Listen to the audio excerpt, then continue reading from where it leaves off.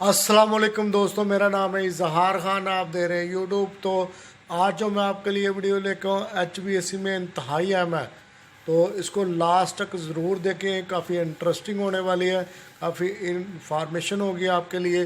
तो दोस्तों, सबसे पहले आपसे एक रिक्वेस्ट है, आप इस चैनल पे नए हैं तो इसको सब्सक्राइब ज़रूर कर लें और बेल के बटन को पुश कर दें ताकि हर आने वाली नई वीडियो आप तक ईज़िली पहुँच सके। और बेल को ऑल नोटिफिकेशन पे कर दें, जैसे ही हम नई वीडियो अपलोड करेंगे आप तक नोटिफिकेशन पहुंच जाएगा।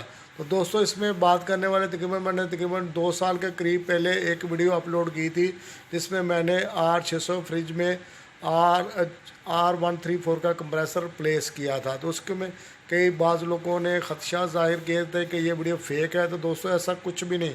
मैं तकरीबन तमाम जो वीडियो, इसमें कोई ऐसी चीज़ नहीं मैं डालता जिसमें झूठ शामिल हो और फेक हो, जो इसमें आर्टिफिशियल तैयार की गई हो।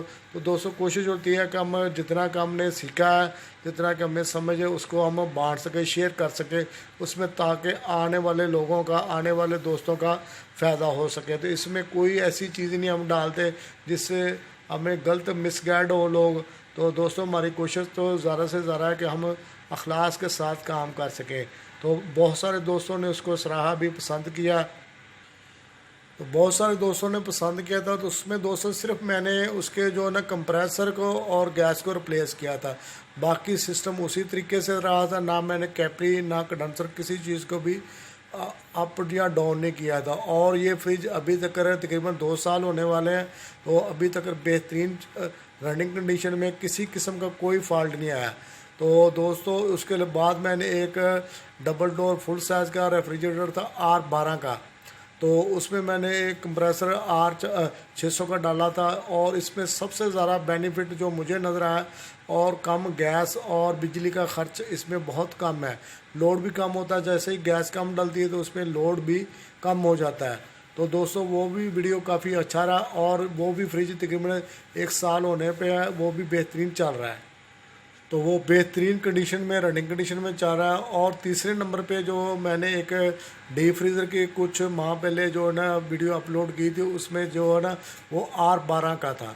तो उसको जो मैंने पूरे तरीके के साथ फ्लशिंग करने के बाद उसकी कैपरी के साइज़ को सिर्फ कम किया था, क्योंकि R600 है, इसका जो है ना प्रेशर भी कम है, और इसका जो है ना आप देखेंगे हुजम भी कम डलती है गैस। तो इसमें इसीलिए मैंने इसको कैपरी को तकरीबन 1.5 फुट के करीब जो है इसको काट दिया था। तो वो भी बेहतरीन चल रहा है। तो दोस्तों, उम्मीद करते हैं ये वीडियो आपको पसंद आएगी। पसंद आए तो लाइक ज़रूर करें, तो इस वीडियो को शेयर भी करें। तो चलते हैं दोस्तों, मिलेंगे जल्द ही नेक्स्ट वीडियो में। तब तक के लिए अल्लाह हाफिज़।